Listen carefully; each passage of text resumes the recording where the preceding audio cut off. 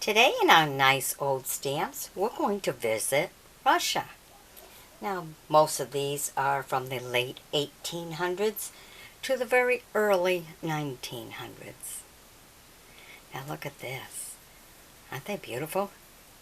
And the center is really stamped in there, you know, to where you could turn it around, like this one. You could turn it around and see how engraved that really is on the stamp.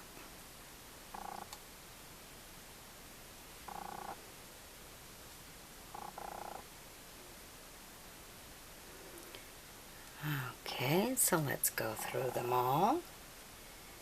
Starting with the first one. Beautiful green.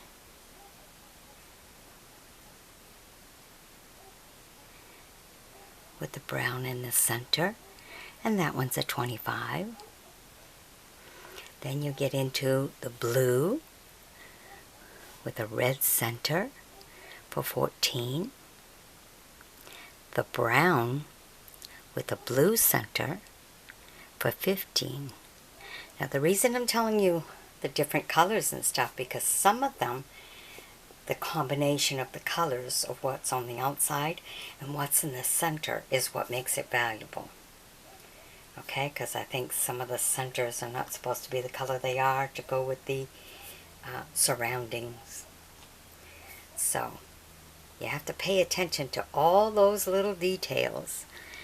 Okay, so then you have a 20 Kong on the second row. Then you get back to a 35 with the green center and the brown outside. Then you have a 50 Kong with the green center and brown on the outside.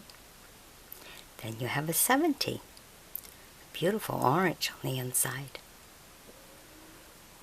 So you notice all of them are the one design, well, all but for two in this group have the design of the crown,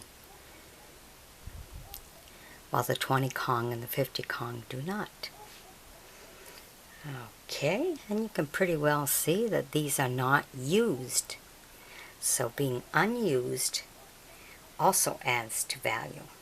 Sometimes if you have the cancellation date on a stamp, that makes the stamp valuable. And then sometimes when they're unused, in perfect condition as these, that brings you the more value. And the market of stamps are always going up and down all the time, so you got to stay on top of it all the time. All right, let me take you to the second group now.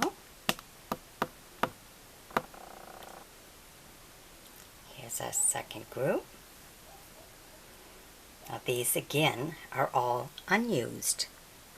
First you have your 1 Kong in orange. Then you have your 2 Kong in green. Your 3 Kong in, well, it's a kind of a lighter shade of brown. Okay, then we get to our second row. We have our 4 in red, our 5 in brown. Isn't that beautiful design? I mean, look at the design on the sides of it. So beautiful. Our 7 in blue. Beautiful design. And then our 10 in a deep blue. A beautiful collection. So I have 1, 2, 3, 4, 5. Then it skips to 7. And then 10. Alright, now let's go to the third group here.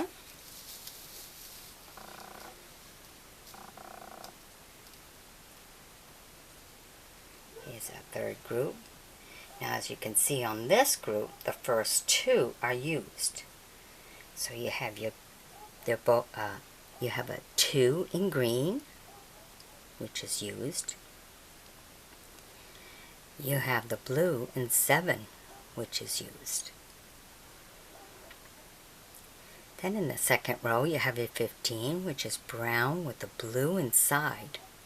But if you notice, it's a lighter shade of brown than in the first group. That 15 was much deeper in the brown.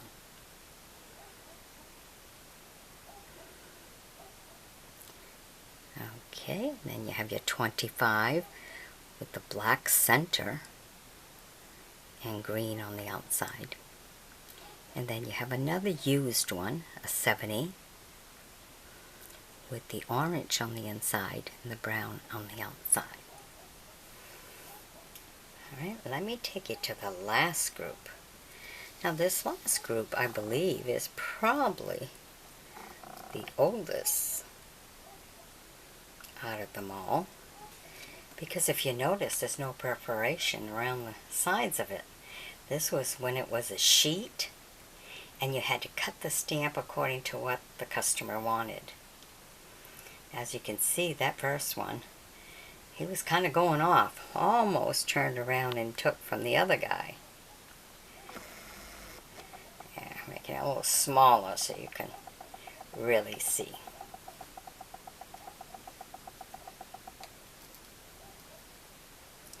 Look at that. He started cutting on the other one, just as he did on the left-hand top. On the right-hand top, he kind of stuck a little bit to the other one. So someone wasn't cutting right that day. So that's the brown in 5 Kong. Then in the orange, you have your 15. Again, one that had to be completely cut. Then you have a deep brown in 20. Now in your second row, you have, it's almost like a golden color. I don't know what you would call it. Can't really call it lime. It's got a lot of, it's a deep tan. Let's put it that way. Maybe a deep tan for the 30 Kong. And then you have, I believe what would be called the green back then. More turquoise for us today in the 50. And then in the dark green, a 60.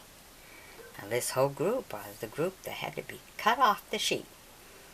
So that helps you in knowing the time frame of the stamp. You know, what time in history they would have these, because that came before all this perforation stuff. So that will put you in the 1800s.